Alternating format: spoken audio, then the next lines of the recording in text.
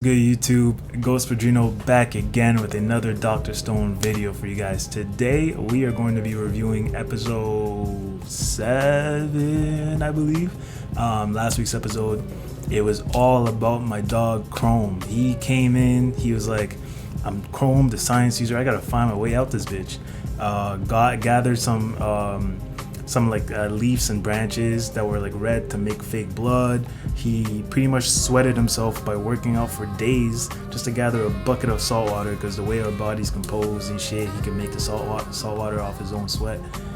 There's salt, I guess that's just how it works out. Don't ask me, I failed science in school, so that's not my cup of tea. But he did that shit, created bleach from it, because putting the electricity into the salt water alter the composition of the protons, electrons, whatever, with a base substance to create bleach.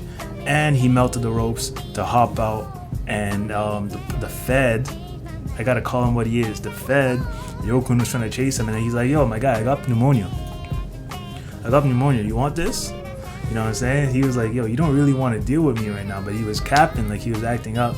So he was able to find his way back to LeSENKU and the team, and I guess now they're about to be on their way to Tsukasa. Like they're all gathered up. Like there's no team member really missing, so they're ready to go. It's about to go down. So without further ado, let's hop into it. Secret mission. Okay, this might be Yuzuriha's episode. She's on a mission. That boy is just happy that the tank doesn't have to get blown up, and I am too, because they work hella hard on that shit. They get to keep it. Jeez, he caught him point blank range. Yeah, she's trying to save him. Yeah, that's clutch, man. Shout out Yuzuriha. And Ukyo is definitely gonna vibe with that, because he's still a rational human being at the end of the day. Damn, this girl's out here grinding to get these statues back to normal. That boy got played. He can't show his face out here. I'm out of there. I'm gone. That boy said time to reset my life. As that energy. Tsukasa's he's not gonna fall for that, man. He can see through all the bullshit. Look at him. Yes sir, gather the squad. LeSENKU building the Avengers. Hey, Ukyo's a noble man, because he saved Chrome twice, because he flung the arrow to save him. Saved them by giving them the battery, and then now he's Team LeSENKU. I like that. Yeah, like why do that? You know what I'm saying? How do you team up with someone who does that? When you think about it though, like Tsukasa's ways are just not right. Like his ideology may have a point and meaning, but his ways of going about it are just not right.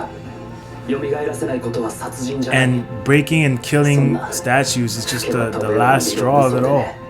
Don't tell me this man is gonna dig and find a telephone. That's crazy. Magma? Taiju! Yes sir, it's showtime.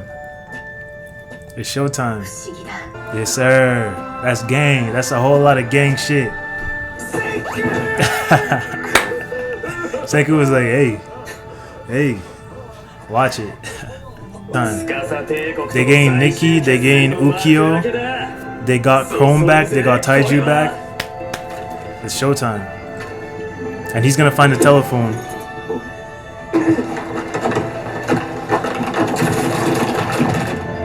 It's too late, boy. Guys, this episode was great too. Honestly, we've had 3 back-to-back episodes that have been fantastic. This time it's been more about Ukyo's development. We kind of saw glimpses of Ukyo, like I said in my previous reactions, like, yo, this man is not fully on Tsukasa's side. And it shows in this episode. He was basically a sonar submarine guy known for like receiving sounds and knowing where to go based on those sound waves and everything. And he's much of a pacifist. Like he calls himself a coward. I just call him a pacifist. And he just doesn't want bloodshed. He doesn't want people to die. He's like, LeSENKU, just let me know that no one's gonna die and I'm gonna join you. And he was the one who saved Chrome by giving him the battery, and it's the second time now that he saves Chrome, because he saved Chrome when he escaped and jumped off the waterfall. He pretty much just threw the arrow and saved him. So Ukyo's always been a good guy, and now he's on Team Senku, so now they got a prime archer in him, so it's gonna be sick. Like, Team Senku is stacked up, and better yet, Taiju is here, ready to box. Senku's like, all we need now is the strongest warrior I know, and then this man is just walking like a boss. He's like, Senku, trying to get a hug. Senku's like, hey.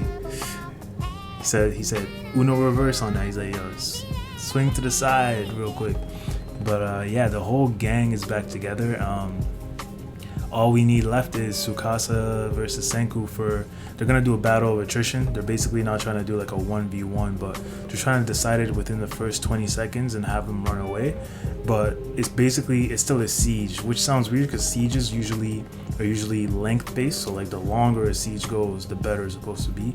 But they're trying to surround them, which is based like a siege, but then they're trying to make them run away in the first 20 seconds because based on a study from Harvard guy Sean Archer, humans they react on their impulse for the first 20 seconds, and it makes sense. Like, it's that part of the brain that's very animalistic. I forget what it's called. I think it's on the left side of the brain, but it's basically you act on impulse. If you're afraid, you'll react within the first 2 seconds, and that kind of goes onto impulse, because impulse is the time where you're not thinking, you're doing.